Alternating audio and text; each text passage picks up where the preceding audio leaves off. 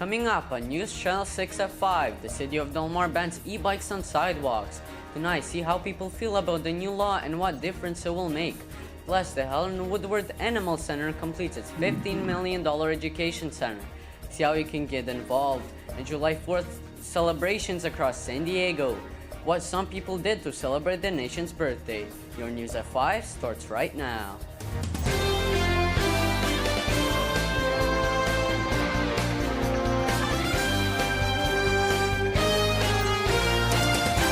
Well, the city of Del Mar has passed a new e-bike ordinance law and it's got lots of controversy to it.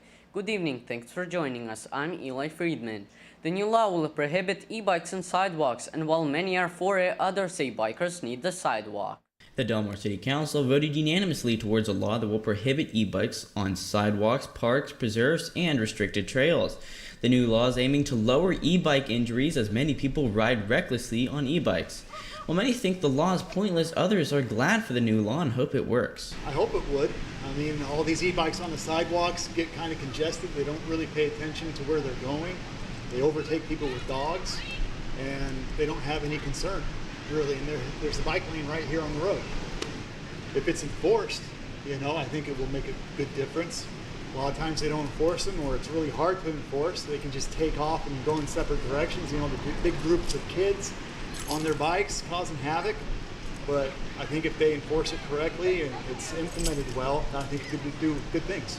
I don't really think it's that helpful. I mean, I know they passed it or did it because to stop people e-bikes on sidewalks from crashing into people, but you can't really stop a bad driver. There's always going to be bad drivers, and the sidewalk's a really useful thing. Sometimes you want to go on the crosswalk, or it's way easier to not always go on the road.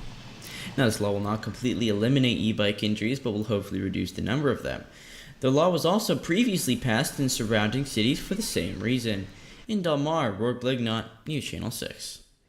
The Helen Woodward Animal Center has completed its $15 million education center. The new facility is a part of renovations happening to Helen Woodward to help update the facilities. Summer camps and other animal-themed events will take place in the new education center. Rourke Blignot went to Helen Woodward to check out the new facility. The Helen Woodward Animal Center has recently completed its new $15 million education center.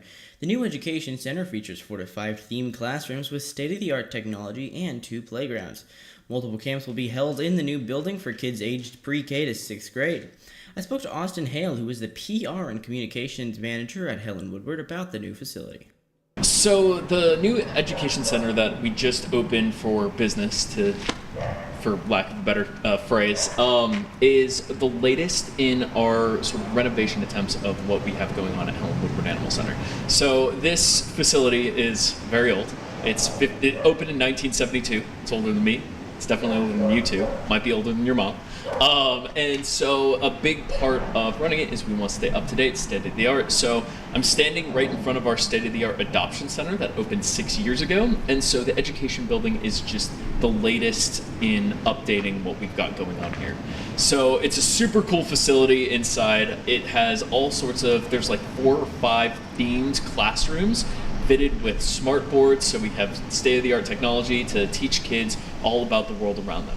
And education has always been a huge pillar of what we do here at Helen Woodward Animal Center, because Helen Woodward herself felt that educating the children of tomorrow is so important for animal welfare, because if the next generation doesn't know or care about animals, the hundreds of thousands, if not millions, of orphan pets around the world are kind of doomed. So we have to make sure that we're encouraging that compassion from a young age, make sure that kids have an appreciation for all living things, and once you go there, then we'll be all right going forward. The new education center is going to be amazing for parents of kids pre-K through 6th grade and kids aged pre-K through 6th grade. Unfortunately, I fall in those cracks. So, but no, it's a really cool facility. We have not 1 but 2 playgrounds. We have a really fast slide.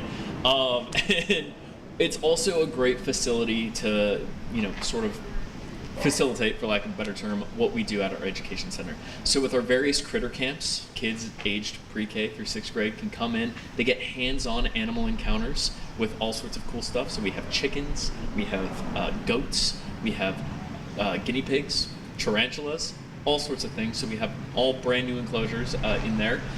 We also have a really cool herb garden. I don't know too much about the herb garden, but I know we have it, and it's kind of cool. And so it's just a really great way to update our education center and create another place for people in the community to send their kids, for those kids to develop lifelong friendships and lifelong memories. Now, the new education center is primarily for educating children about animals, and you may be wondering how to get your kid involved. So if you go to animalcenter.org, you'll see under our services tab, there's like education. And so you can sign up for any of the summer camps there, provided you're a parent signing up your child aged pre-K through 6th grade. If you are a little bit older, say 14 years old, you can also volunteer to be a summer camp counselor. I think we're kind of full for this year. However, next year, we're always looking for summer camp counselors. We do take volunteers in that age range for our various camps. Summer camp has the most demand for them, so it's the biggest opportunity to volunteer to do that. But year-round, keep your eyes on the website. We always need volunteers. So if your kid is looking for something to do, consider the new education programs at Helen Woodward. Also, consider rescuing one of the many animals in need of a home. In Rancho Santa Fe, Rourke Blignot, News Channel 6. Well, last Friday was the 4th of July, and many celebrations happened across San Diego. Here's how some people celebrated America's birthday. It was the 4th of July, and many celebrations happened to celebrate the nation's birthday. Fireworks shows happened across San Diego, and many parades did too. But what does 4th of July mean, and why is it important? I went out and talked to some patriotic celebrators about what the 4th of July means to them. It's a celebration of our heritage and makes you feel proud to be an American. It means we just were in Europe in April, and I'm telling I realize how wonderful it is to live in the USA, the freedoms we have, and that you can speak your mind and still live a very good lifestyle here in the United States. Well, I don't think people realize that what a wonderful country we live in, and that that we have the freedoms that we have because people have all different viewpoints, all different values, and you have the ability to speak those and still live in a great place like Del Mar, California, or Arizona. 4th of July is a day to celebrate our independence as a country, to gather together, to be united, and just to have fun.